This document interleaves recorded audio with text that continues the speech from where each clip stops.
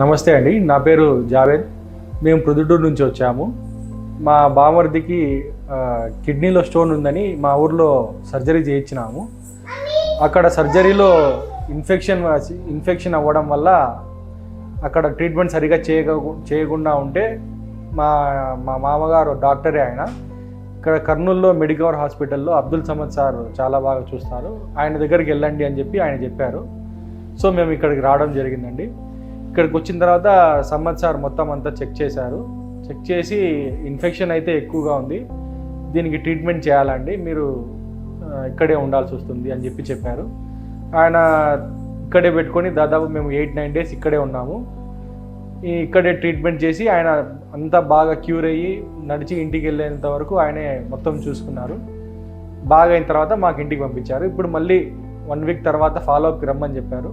So మేము ఇప్పుడు ఫాలోఅప్కి వచ్చామండి. మా పేషెంట్కి అయితే ఇప్పుడు బాగుంది.